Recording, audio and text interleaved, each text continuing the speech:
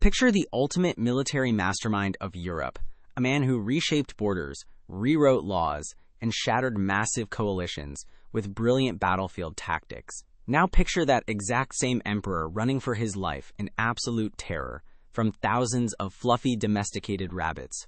In the summer of 1807, Napoleon Bonaparte commanded his chief of staff to organize a magnificent rabbit hunt to celebrate a major peace treaty. Thousands of bunnies were released into an open field, but instead of scampering away, the animals turned, formed a fluffy battalion, and charged directly at Napoleon. They swarmed his legs, climbed his coat, and forced the supreme leader of France to flee to his carriage.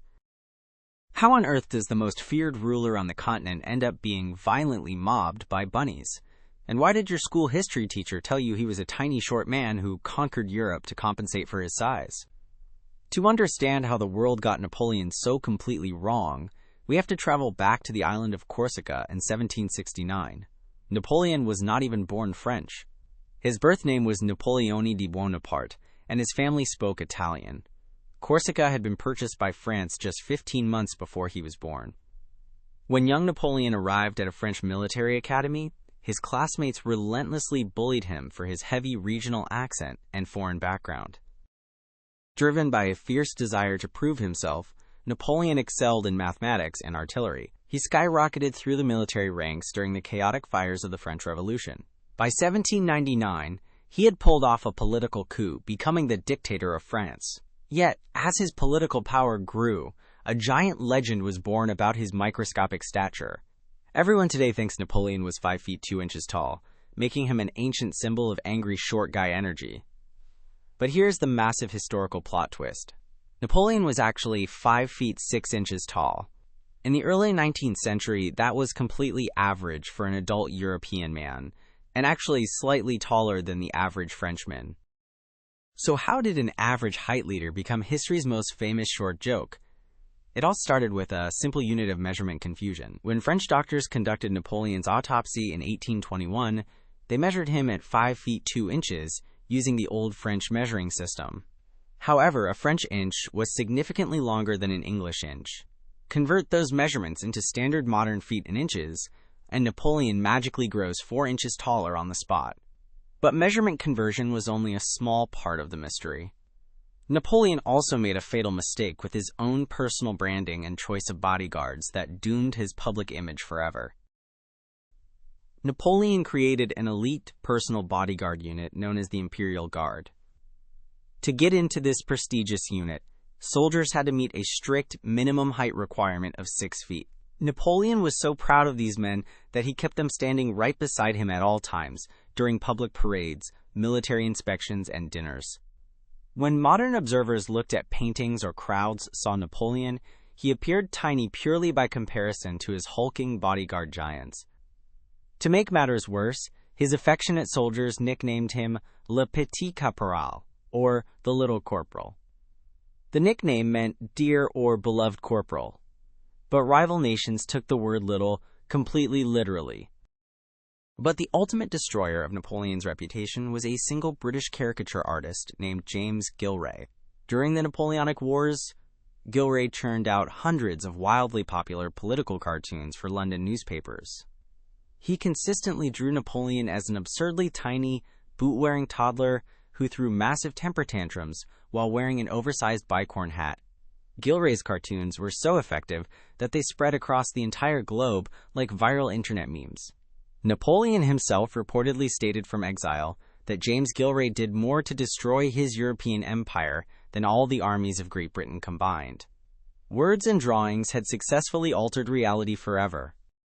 Napoleon is far from the only victim of bad history class rumors. School textbooks are loaded with outrageous lies that everyone accepts as factual truth. Take Queen Marie Antoinette of France, who allegedly heard that French peasants were starving due to bread shortages, and replied, "Let them eat cake." She never said that line. The infamous quote first appeared in a book written by philosopher Jean-Jacques Rousseau when Marie Antoinette was only 9 years old and living in Austria. Royal propagandists simply pinned the arrogant quote on her years later to convince citizens that the monarchy was heartless and out of touch with reality.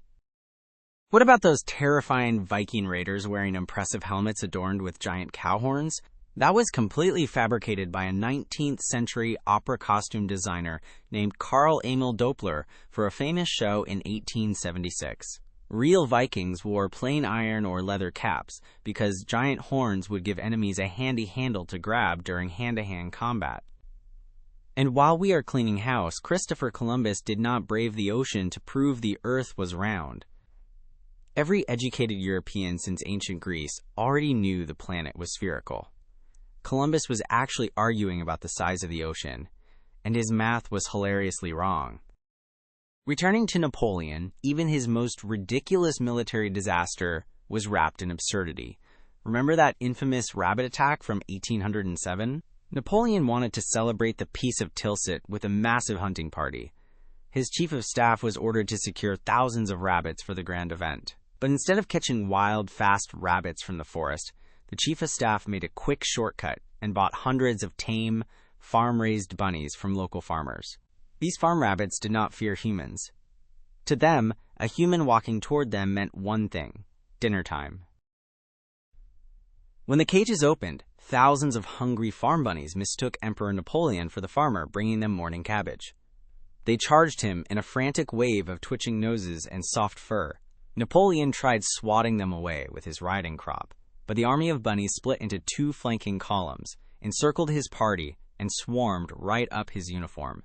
His generals had to beat them back with whips while Napoleon sprinted into his coach to escape. If you are enjoying learning about history's most powerful conqueror getting defeated by a horde of adorable bunnies, drop a quick like and subscribe right now to support the channel. Despite surviving political coups, Russian winters, and weaponized fluffy bunnies, Napoleon's legendary reign eventually collapsed at the Battle of Waterloo in 1815.